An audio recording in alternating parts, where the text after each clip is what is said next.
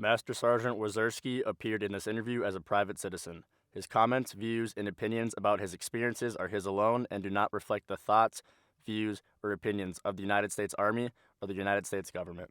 ISIS remains on a brutal tear across the region, driving several 100,000 Iraqi Christians from their homes and tens of thousands of Yazidis onto a desolate mountaintop. It's a reign of terror.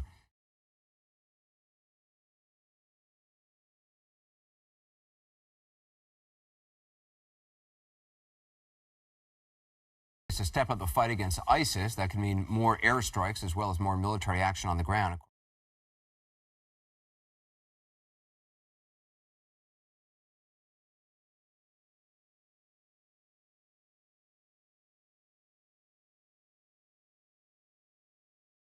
Today. Now, the White House has not made a decision yet, but defense and administration sources say one of the possibilities is more American troops on the ground in Iraq and Syria.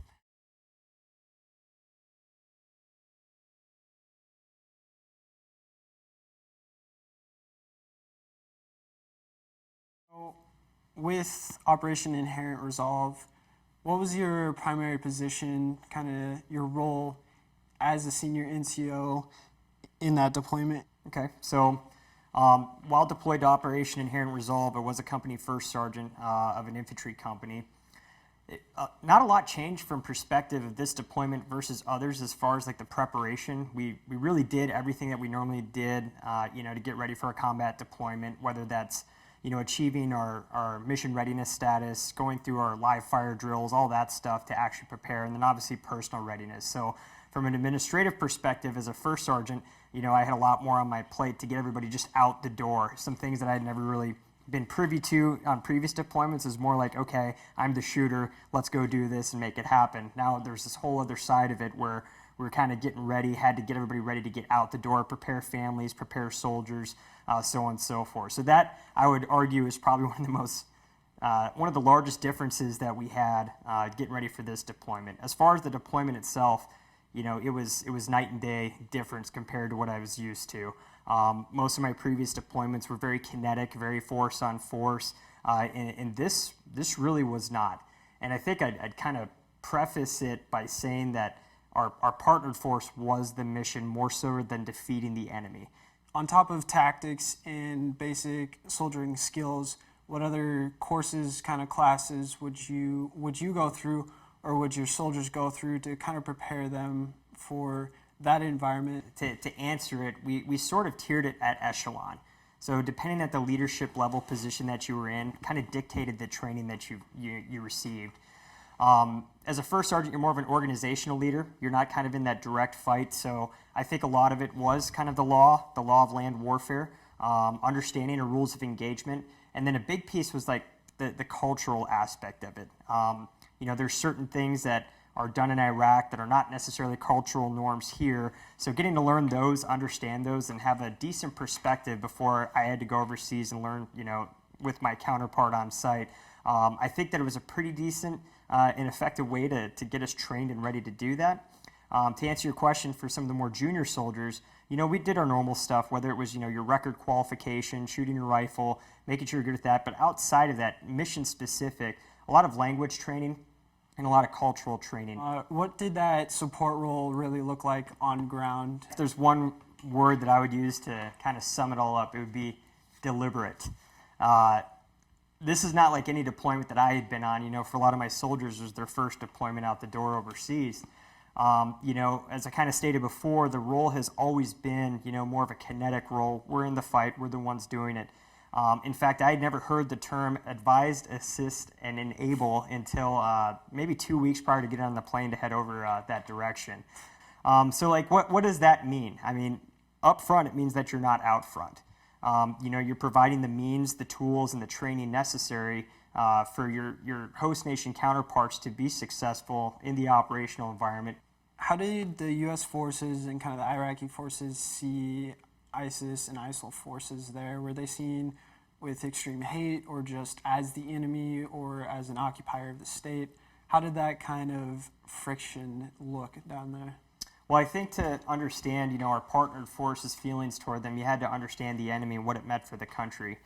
ISIS, after, Al-Qaeda kind of dissolved, the caliphate reformed, came back to Iraq or was established in Iraq, and essentially all that work that the Iraqis had done, with American and coalition forces prior to that, was lost. They gained a lot of ground. They took over most of Iraq, and just their tyrant ways that they did business, just brutal stuff to, innocent civilians, people that didn't believe in their ideals and thoughts. And, frankly, I think it made the Iraqi army really pissed off, for lack of a better term. What kind of ethical or like moral differences did you see between like the U.S. troops and the Iraqi forces there? Well, what I'll tell you about, U.S. forces, the one thing that we possess that I think a lot of other nations do not, really there's many, but I'll highlight this one first and foremost, is restraint. We know when to make the decision to pull the trigger, to squeeze the trigger, or, to do something that could potentially harm somebody. We think about second and third order effects prior to going through those actions. Every decision that we make is calculated. Even if it's part of a simple battle drill, it's a very calculated decision that's made by leaders at echelon.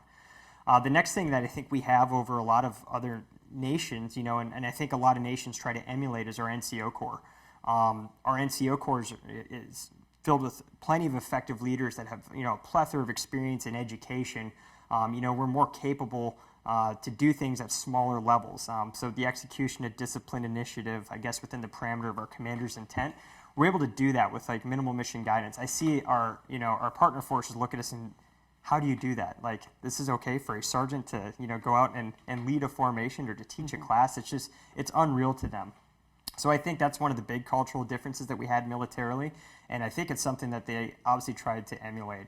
Now, from an ethical standpoint and when it comes to war and the dealings of war, it's a violent activity. What I would say, and I'm going to go back to the restraint piece, our counterparts, prior to our arrival, were doing the best that they could with the tools that they had available to them. Of course. Kind of on their own. So did you see those ethical boundaries, moral boundaries translate to their fighting tactics and when they would be on the objective? 100%. So the way that I would describe, their tactics and the way they fought, it was a lot of emotion involved. Based off of things that they'd experienced in their very own country, maybe to family members. I don't remember talking to a single Iraqi soldier, within the unit that we were advising that had said they hadn't lost a cousin, a child, a father, a mother, something like that to ISIS, in a very brutal means.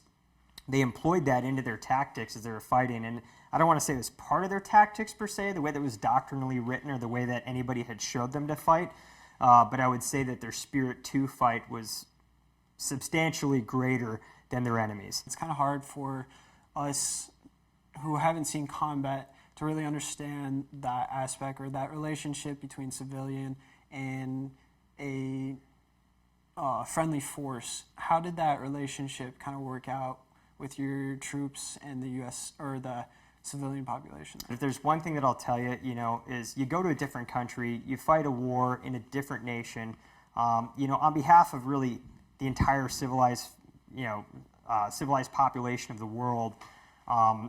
It's hard to wrap your head around maybe like a national ideal for like a specific country, but at the same time, your guard comes down and humans become humans very quickly.